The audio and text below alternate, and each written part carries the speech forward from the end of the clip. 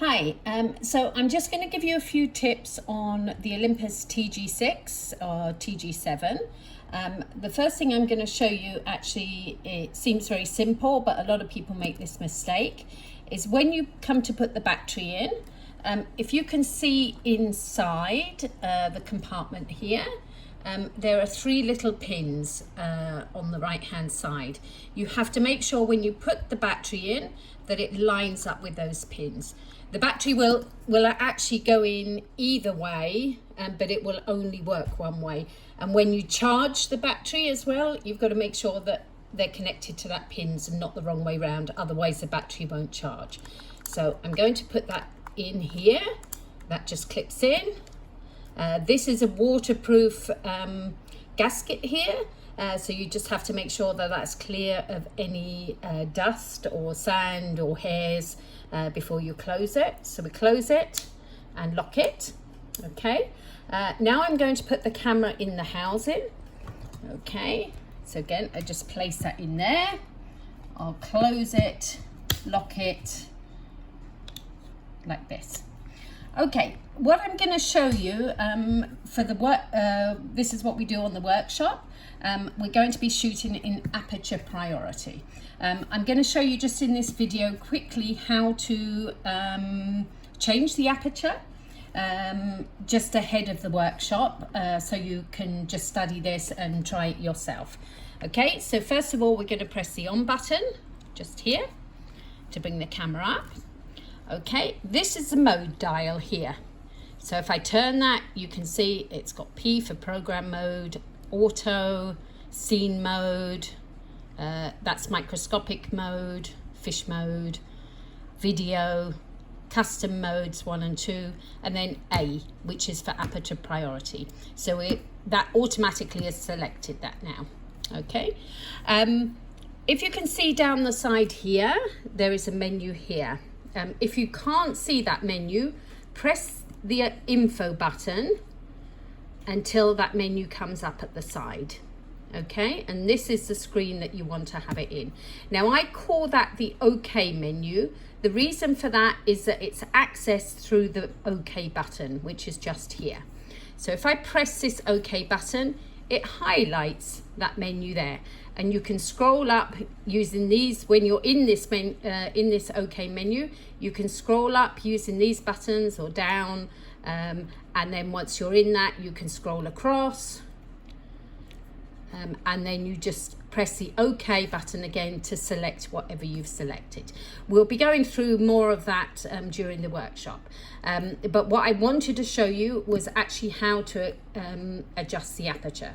So you have here the number here, for instance, this is number 30. That is actually the shutter speed. You don't have any control of that in that you can change it. However, if you shoot up towards the light, that should change. There you could see I'm pointing it outside, it's gone up to 100 now. We're aiming to try to keep it above 60. So when you're shooting, never shoot down, always kind of shoot up towards the surface if you can, or at least level with the subject. Okay, the F8, which is highlighted in yellow, that is actually your aperture. To access that, we press this plus minus button here, okay, and it actually highlights two yellow boxes. I'll talk about the other box in a moment, but for the f-stop, you have three settings, so f2, f2.8, f8. Now I know underwater we mainly just use f8. Okay, that's good. In Indonesia, that should be absolutely fine. Okay, whilst we're in these, so I will demonstrate actually in F2. If I use the zoom button, which is this one just here, okay, if I zoom in, look what happens to the f-stop.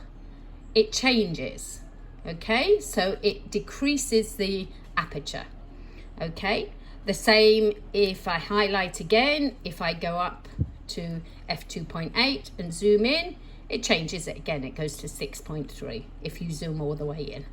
Okay, with F8, so I've pressed the plus minus button to access it.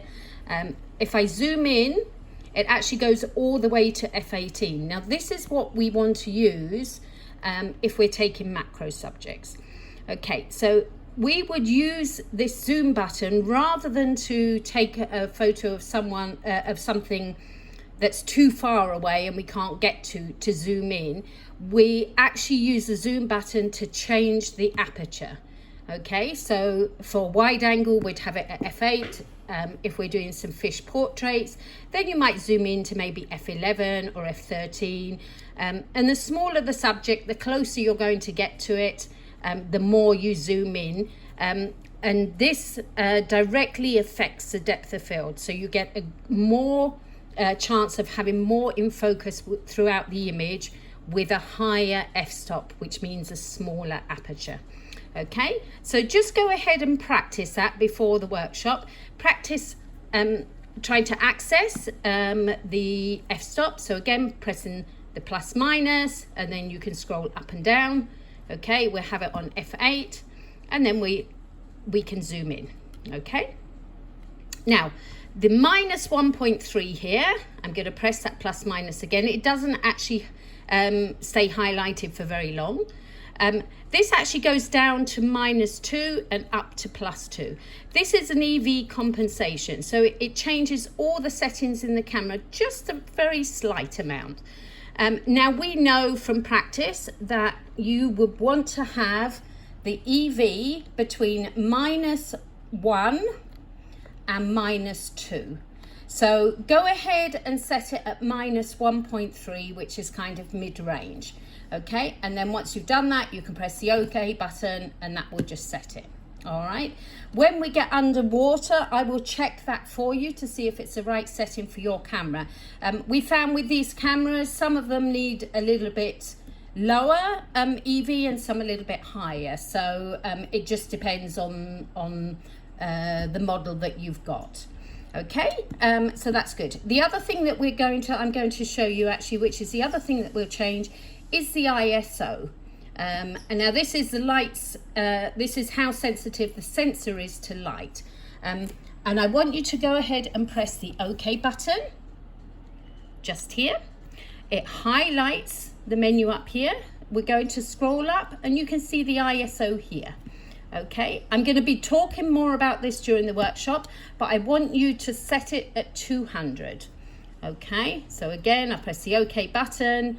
I've set mine at 200. That should be good to start with. All right, but it's good just to practice this ISO. Okay, we also want to have it set at AF, which is autofocus. We want the white balance to be cloudy. The color is going to be natural. We want accessories off, face priority off. ESP, we're going to be set to the wider one. We're going to have a single shot. This is for the flash, we just leave it at 0. Flash, now if you're using a strobe, it's very, very important that you set the flash to fill-in flash, which is this one here. I'll press that OK again. That will force the flash in the camera to fire every time, and it will shoot up your fiber optic cable and fire your strobe. If you are using a constant light instead of a strobe, then you want to turn the flash off. So that will be here, okay, and press OK to set it. All right, so if you get your camera set up like that, that will be perfect and we'll be good to go. Okay, well, I hope you can practice a little bit on this before the workshop. And if not, don't worry, I can talk to you about this once we get to Indonesia. Anyway, have safe travels and I shall see you very soon. Okay, bye for now.